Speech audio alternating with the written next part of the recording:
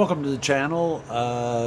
This is something new to me, so you probably have to bear with me a little bit. Not really much of a personality for being on video, but I'm going to give it my best shot anyways. Had a couple of subscribers mention that all the drum beats and fast-paced taking of the car apart is not everything they want to see. They want to know a little bit about what we're doing and how we're getting things apart. So I thought I'd take a little opportunity to explain some of that. As you can see, the car's in the background there. I've also got the engine and transmission here, which is actually the focus right now. I'll just flip this around for a second, if I know how to. Nope, I don't know how to. Yeah, sorry about that. It's not flicking. Okay, so anyways, I just wanted to explain a couple of things. We're doing the car in segments, of course. It's the easiest way to tackle a project like this. So we've taken the entire front end off and we've pulled the transmission and the engine out of the bay. We have two next steps that we're going to be working on, which will be removing the interior, which is also stock right now, stocked with stuff, because as anybody knows that takes cars apart, you wind up with lots of extra stuff everywhere after the car comes apart. One of our next steps after the interior is to take the entire back of the car apart. We need to get the bumper off and the rear grille, as well as all the light assemblies and that. We'll probably take the trunk lid off at the same time. And then the car will be very close to ready to take the body off the frame. We've been kind of planning it. Of course, the car arrived a little unintentionally when it did, so we weren't prepared. And as you can see, the shop is literally full of stuff everywhere. The guys have been a big help to try and clear some of the stuff up and make more room. More parts are actually coming. It turns out that this car is a very difficult car to find parts for. My wife and sister-in-law are heading down to southern New York, actually, Ballston Spa, New York, which I wasn't aware of, but I am now certainly, to pick up a set of used original fenders for the car. The gentleman has them, and we won't tell him this yet, but they are the only pair of fenders available in North America right now, so actually we're pretty excited to get them. We have actually found a new dash. The dash for the car actually is very pitted. We weren't sure if we were going to be able to get that all reconditioned without spending an awful lot of money. So we have another dash. I will show you that probably in another segment coming up. But for now, I want to get back on the engine, because we still have number 6 cylinder not moving, and definitely our goal is to get these pistons moving up and down in the cylinders. I drained the oil out of the engine, but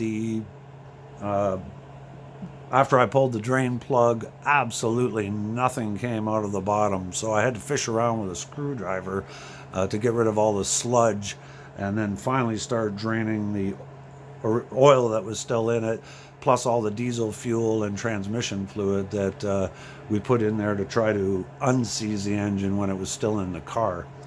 I'm going to remove the oil pan underneath the engine so that the sludge or whatever's remaining in there doesn't run down into the top of the cylinders, and not to mention it's probably going to make a pretty big mess in the garage, like typically engines do. So yeah, we'll move on to that, and thanks for watching the videos. We appreciate all the people who have subscribed, certainly. We didn't know that this car was going to be as popular as it's become, and we definitely have some exciting news to announce about the car and the final product. This is a 2-year plan. We have an incredibly talented body guy involved in it that will be helping to make panels. Freeman is absolutely the king. The quarter panels for this car are not available. So he said, no problem, I'm going to make them for you. And that's just incredible. As well as a lot of the other stuff that needs tending to. Freeman is also really educated when it comes to taking cars like this apart. The body has to be braced before we take it off the frame, and we'll definitely document that to show how we do it. Let's get on the engine, and as I remember things, I will definitely bring them up, and hopefully this has some value to someone out there.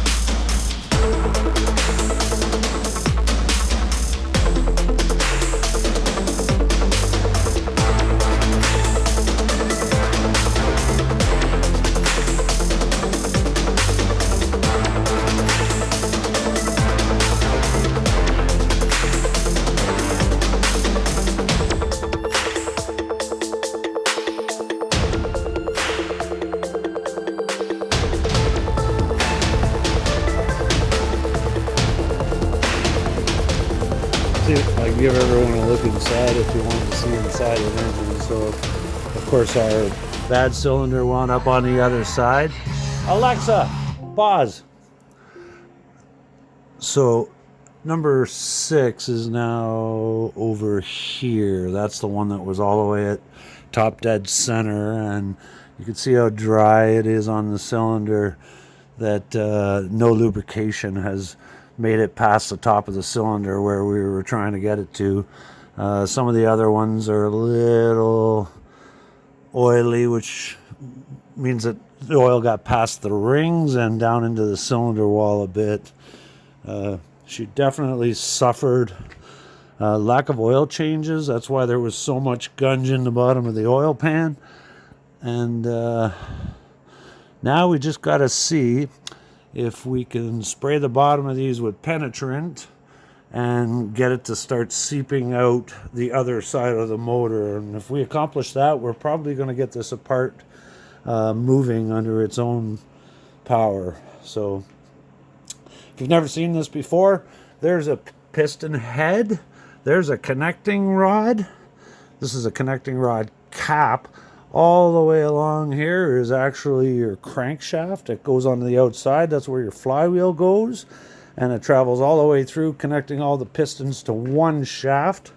This is actually your timing chain. And of course, it's connected to the front crank pulley, which drives all your accessories in the front. This is an oil pump screen. This is the oil pump. And of course, if you've never seen this before, this is actually the dipstick sticking down into the pan that would give you your level for your oil. So of course you can see when you pull it out of there, it comes out, and that's when you check it and put it back into the level. We're going to get some penetrant into this, and hopefully we can get this to start moving, and then it looks a lot more promising moving forward if we take it apart on its own. Hope this helps a little bit.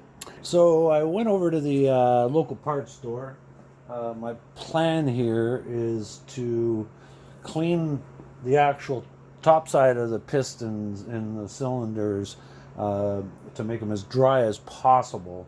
I asked them about getting a product that would be a little better at penetrating to see if we could free up that locked cylinder, and they recommended this Deep Creep by Seafoam. Seafoam products are good from what I've used in the past, especially for carburetor cleaning and that. But this is supposed to be a deep penetrant. So we'll find out if the stuff's any good, of course, after we put it in. But I'm going to clean the bottoms first to make them dry. So if this stuff does manage to get through the seized pistons, it should show wet on the bottom of them after it soaks. Maybe overnight, I don't know about that yet, but so that's the plan. Just going to take a few seconds to clean up the cylinders.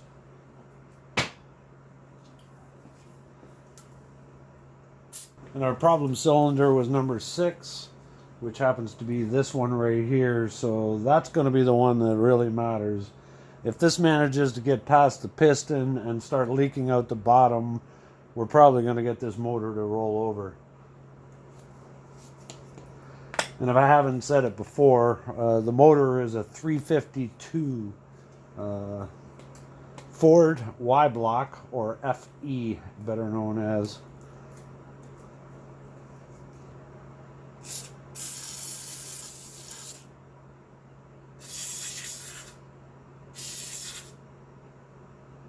I'll just grab this and give you a little look what I was talking about. I don't know how dark it's going to be or how if you can see. Yeah, I can see a little bit. Here, I'll grab the light. Maybe be able to see a little more. Don't know where I put the light.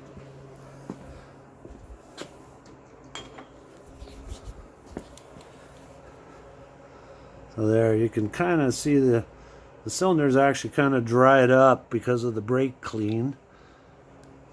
And then we'll be looking to see if there's any of that deep creep stuff leaking out of the cylinders in the morning.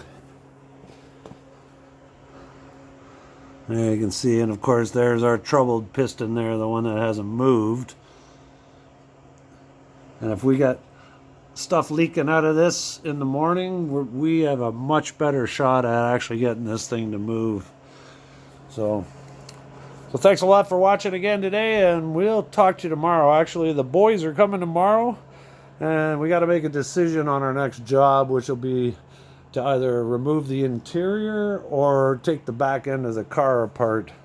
I'll know better tomorrow what kind of mood we're in. Back end's a pretty dirty job, and the interior is it's not real favorable with all the animals that lived in it, but we'll decide tomorrow when they get here how ambitious we are. Thanks again for watching. We'll see you soon.